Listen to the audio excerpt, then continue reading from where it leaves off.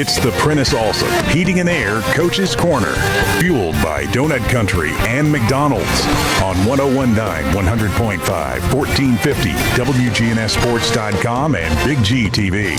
And the Coach's Show today brought to you in part by Parks Auction Company. Let their team of experienced and professionally trained staff utilize the auction process to sell your property. Find out more at parksauction.com. John Dinkins back with you for round two, and we've got Lonnie Drayton here, the head coach of the Smyrna softball team. And Lonnie, my first question to you is, do you have your voice back? I think it's getting better, but I don't think you're ever going to get it back, Lonnie. That's what I was about to say. I think this is a permanent fixture at this point. No more singing in the choir for you, pal. It's really sad, because I had such a beautiful voice before this coaching thing.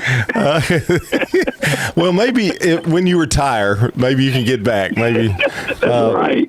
Hey, I know it's been basketball is over. It's time to talk about some softball, which is kind of a good thing in a way. You know, you've tired of softball. You know, it's been a long season, but you've got softball to look forward to after basketball.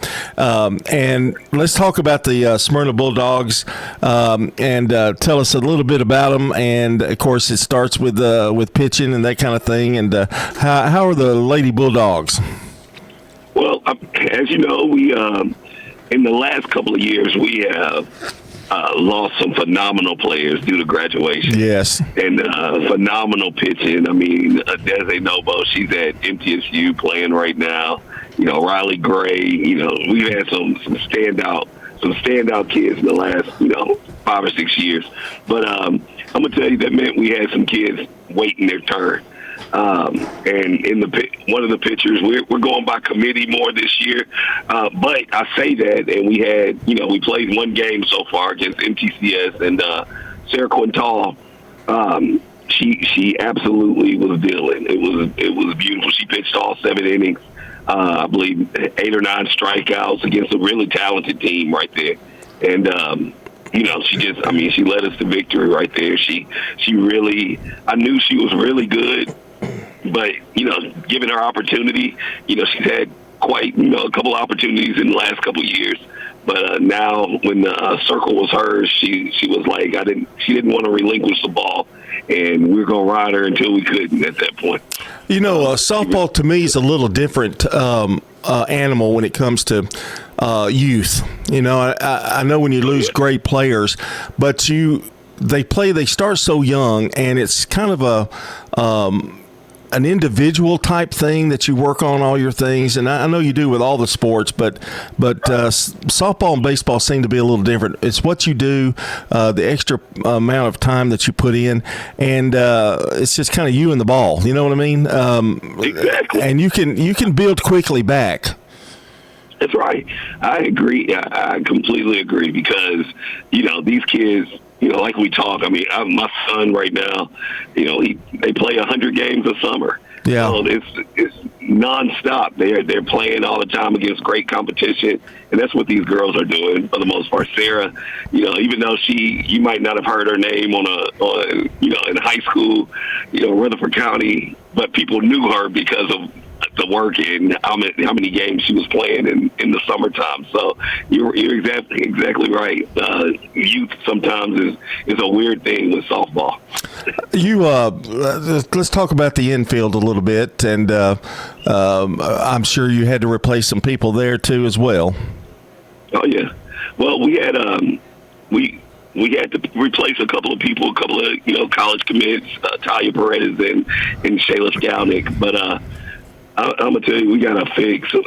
I'll put her against any. She's our shortstop, and she started since her freshman year. Not at short, but she's been mixing in at short and second. But Kylie Travis, that's a name you really want to mark down. I told the kids in practice the other day. I said, look, when somebody walks out to our field, you may not know who the best player is, but the player that's packing the most energy and having fun. Right. And it's fun to watch. When kids are every ball that you get a chance to, they just, you've seen those kids that are just diving after everything, even in practice, because it's fun. They want to be, make that. She's that kid. In games, she plays with that kind of excitement, that kind of energy. It's just fun to watch her. Well, that kind of energy spreads everywhere, doesn't it? I mean, it really does. It really does because she makes a play like that, and then the outfielder, Aaliyah Barnes, is diving in the outfield trying to make that same play, and it's like each kid's trying to top each other, to add some excitement in the games and practices. So it's really entertaining to watch, even though this is one of the younger teams and lesser experienced teams I've had in a while. They are high energy, and the motor is high, and I think they'll really surprise some people that really doubted them early. And it's only going to get better the more playing time they get. I mean, really. I mean, the more you go out there and play, they're going to get better. As what I'm trying to say, they're going to get better as the year goes on. Oh, they will. They really will. They with the more experience that this group has, and being on the field together and seeing it. I mean, we've got kids. The cool thing about this team is a lot of high school experience, but I'm gonna tell you, they've played with each other for a long time. They've known each other for a long time, and they're very competitive with each other. They really like to go at each other. We started something new in our program this preseason, leading up to the season. Every month I put in practice based on how you were lifting weights, based on how you were, energy when you're out in the field and different inner squats and stuff like that. We started a depth chart, and it's crazy. Those kids waited on it at the beginning of the month, every month, just to see who bumped who went up. But at the same time, at the end of the week, they were praising, the girl. It was weird because boys don't do this. They praised the girl that had bumped them or was in front of them on the depth chart. And they were like, I'm still coming for your spot, but you were awesome this week. And that's neat.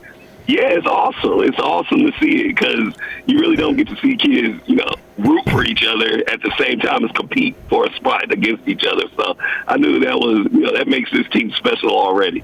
Lonnie, you've always had good to great softball teams ever since you've been the head coach.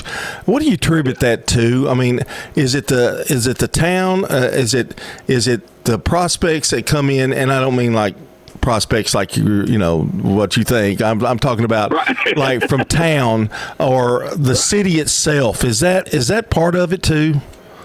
I think it's a lot of it, and I think it's it's just expectations for these girls. Mm-hmm. I think the city. I'm a Smyrna guy, so I know. I mean, my kids played there. I played, and grew up in the city.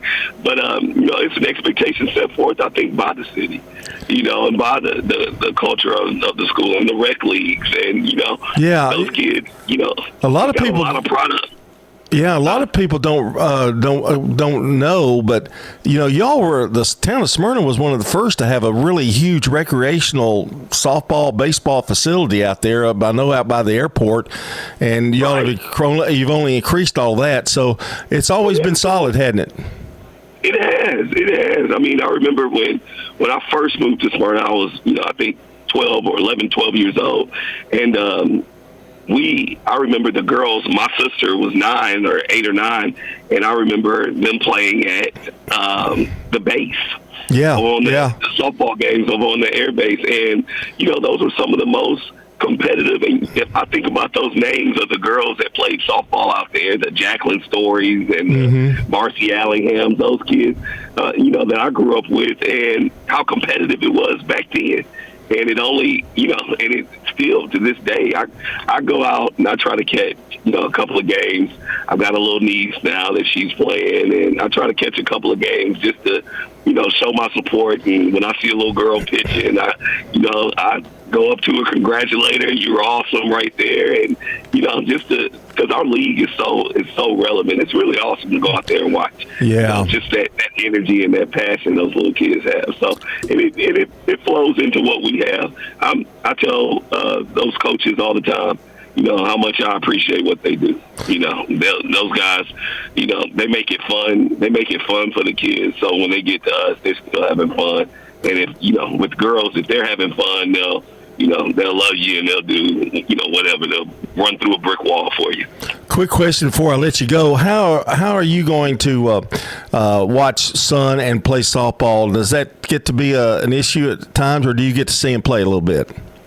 Yeah, I'm about to watch him right now. That's what I'm in the parking lot. They're about to play Clarksville Academy. I was at Coffee County late last night. They're 3-0 right now. The Bulldog boys. He's awesome. Shortstop. He's making some as a sophomore. He's making. I don't give him credit much, but last night I had some Coffee County dads came up to me and was like, "Who is that shortstop?" And I was like, I was proud to. You're proud. And you're like, "Yeah, that's mine." Now when he struck out once last night, I was like, "That's his mother's. That's her. That's her kid." there you go. Lonnie, hope you have a great softball season. I know that you'll have the Bulldogs ready to go. It's a tough district, but we'll see you soon out there at Smyrna. All right, I appreciate it. Look forward to seeing you guys. Thank you. All right, that's Lonnie Drayton, the head coach of the Smyrna softball team. And coming up, we're changing gears. We're going to basketball. Blackman High School's Jennifer Grandstaff coming up.